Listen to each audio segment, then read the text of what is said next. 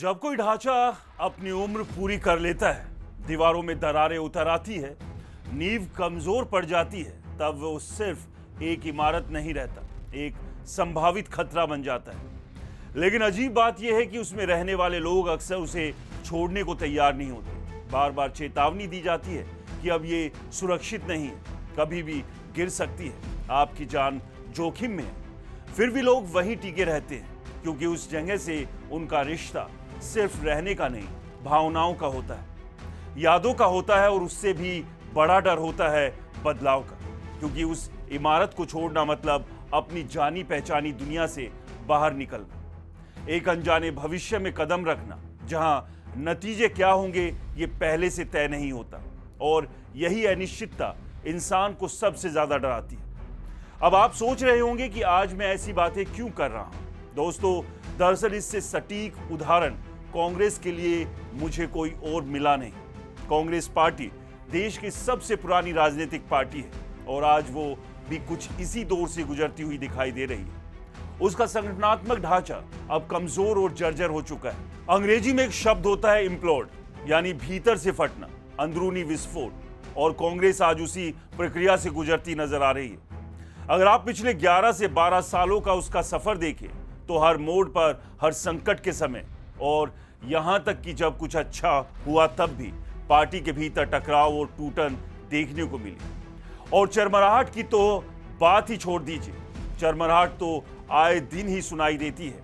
अगर पूछा जाए कि इस दौरान कांग्रेस के लिए सबसे बड़ा मौका कब आया था, तो जवाब होगा 2018, जब मध्य प्रदेश, छत्तीसगढ़ और राजस्थान, इन 3 राज्यों में कांग्रेस की सरकार बनी।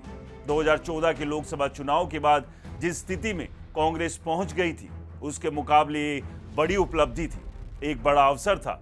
लेकिन अपनी ही कमजोरियों और गलत फैसलों के चलते कांग्रेस इस मौके का फायदा नहीं उठा पाई। सबसे पहले मध्य प्रदेश हाथ से निकल गया, बिना चुनाव के सरकार चली गई, और इसके पीछे 2 बड़े कारण माने गए, एक तत्कालीन मुख्यमंत्री कमलनाथ और दूसरे राहुल गांधी। कमलनाथ को अपनी पकड़ को लेकर जरूरत से ज्यादा भरोसा था, वहीं राहुल गांधी ने अपनी कमियों को छुपाने के लिए पूरी जिम्मेदारी कमलनाथ पर डाल दी। मध्य प्रदेश में हालात ऐसे बने कि राहुल गांधी के करीबी माने जाने वाले ज्योतिरादित्य सिंधिया पार्टी छोड़कर चले गए, और सिर्फ खुद ही नहीं गए, अपने साथ कई विधायक भी ले गए। नतीजा ये हुआ कि बीजेपी के साथ मिलकर उन्होंने सरकार बना ली। इस तरह पहली सरकार गिर गई। बाकी 2 राज्यों, छत्तीसगढ़ और राजस्थान में भी हालात बेहतर नहीं रहे। चुनाव के समय नेतृत्व परिवर्तन का वादा किया गया था, 2.5 साल के फॉर्मूले की बात हुई थी, लेकिन कांग्रेस हाईकमान और गांधी परिवार इसे लागू नहीं कर सके। नतीजा 2023 के चुनाव में सामने आया, दोनों राज्य से कांग्रेस सत्ता से बाहर हो गई। मध्य प्रदेश में जहां संगठन मजबूत माना जाता था, वहां सबसे बुरी हार मिली। छत्तीसगढ़ में जहां भूपेश बघेल की सरकार को लेकर बड़े दावे किए जा रहे थे, वहां भी पार्टी साफ हो गई। और राजस्थान में अशोक गहलोत की जिद और गांधी परिवार की नरमी ने पार्टी को नुकसान पहुंचाया। हालांकि सचिन पायलट अब भी पार्टी में है, लेकिन इसके बाद पार्टी छोड़ने वालों का सिलसिला लगातार चलता रहा। यही वो चरमराहट है जिसका अभी मैंने जिक्र किया था। दोस्तों, राज्यसभा चुनाव के दौरान भी कांग्रेस को बार बार झटके लगे। जिन उम्मीदवारों को जीतना चाहिए था वो हार गए, क्योंकि अपने ही विधायकों ने क्रॉस वोटिंग कर दी। हिमाचल प्रदेश और हरियाणा जैसे राज्यों में भी ऐसी घटनाएं हुई। हाल ही में चुनाव में भी वही तस्वीर दिखी। बिहार में महागठबंधन का उम्मीदवार हार गया। वजह क्या थी? वही कांग्रेस के विधायकों की क्रॉस वोटिंग। उड़ीसा में भी ऐसा ही हुआ। हरियाणा में स्थिति संभल गई, लेकिन आरोप प्रत्यारोप चलते रहे। अब ताजा घटनाक्रम असम से सामने आया। पहले प्रदेश अध्यक्ष ने पार्टी छोड़ी, फिर उपाध्यक्ष, और अब लोकसभा सांसद प्रद्युत बोरदोलोई ने भी इस्तीफा दे दी। उन्होंने न सिर्फ पार्टी छोड़ी, बल्कि लोकसभा की सदस्यता भी छोड़ दी, जबकि उनके पास 3 साल से ज्यादा का कार्यकाल बचा हुआ था। राहुल गांधी से बातचीत के बाद भी उन्होंने ये फैसला लिया। उनका कहना था कि मुद्दा पद का नहीं, सम्मान का है, और यही बात पहले भी कई नेताओं ने कही। हेमंत बिस्वा शर्मा से लेकर अन्य नेताओं तक 2 आरोप बार बार सामने आए, सम्मान की कमी और राहुल गांधी की कार्यशैली।